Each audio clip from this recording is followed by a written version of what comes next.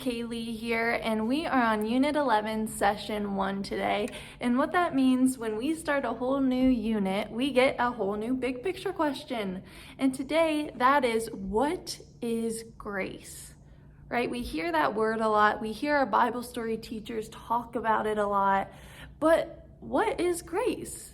Well, grace is something that God gives to us that is good, that we do not deserve, right?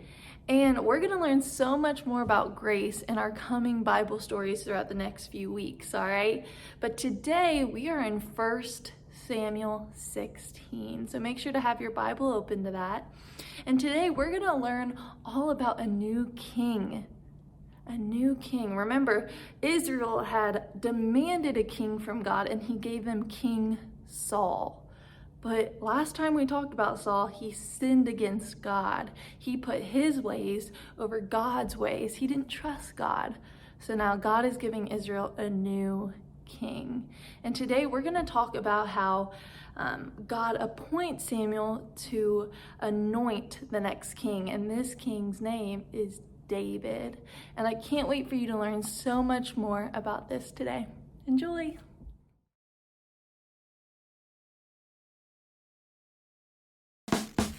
Hey everyone, I'm Megan. And I'm Jessie. Hey Megan, you will never guess what happened this week. You're probably right.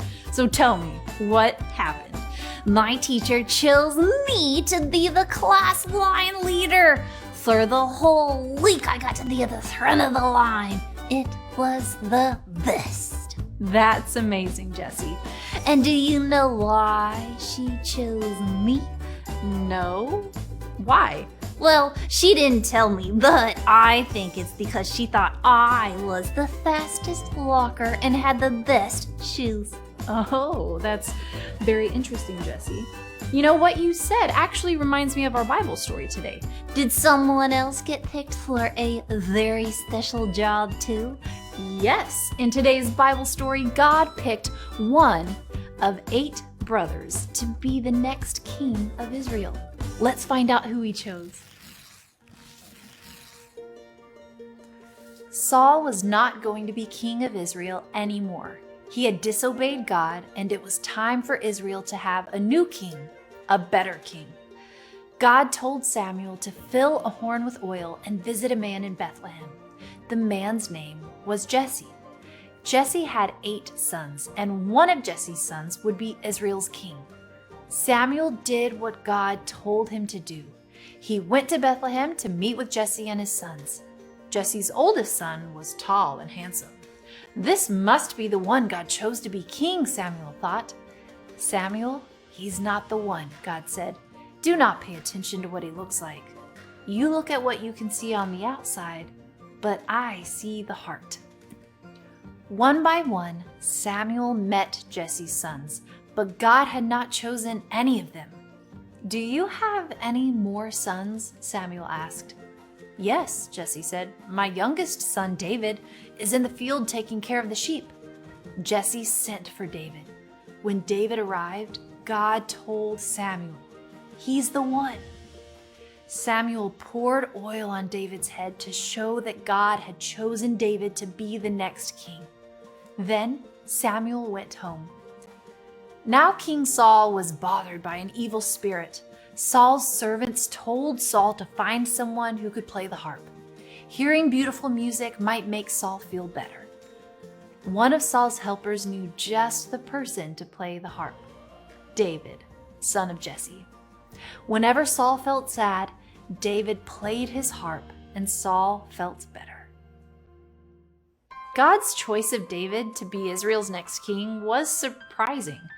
David was the youngest in his family, but God saw David's heart for the Lord. When Jesus came to earth, he seemed like a surprising choice for a king. Jesus is the perfect king who saves us from our sin and reigns forever.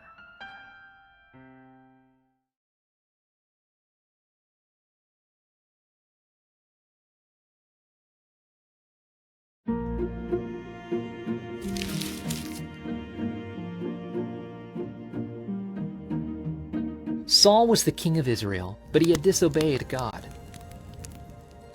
So God told Samuel to fill a horn with oil and go to Bethlehem. A man named Jesse lived there. God had chosen one of Jesse's sons to be Israel's next king. God said, "Visit Jesse and his sons. I will show you which one I have chosen." Samuel went to Bethlehem and met with Jesse and his sons. Jesse's oldest son was tall and handsome. When Samuel saw him, he thought, "This must be the one God chose to be king." But God told Samuel, "He's not the one. Do not pay attention to what he looks like. You look at what you can see on the outside, but I see the heart." Jesse brought out his next son to Samuel, but Samuel said, "The Lord hasn't chosen him either."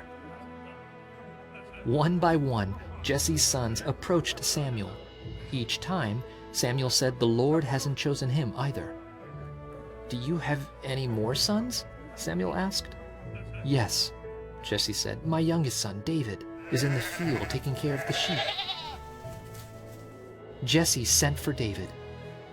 When David arrived, God told Samuel, "He's the one." Samuel anointed David. He poured oil on David's head to show God had chosen him to be the king. The Spirit of the Lord was with David, and Samuel went back home.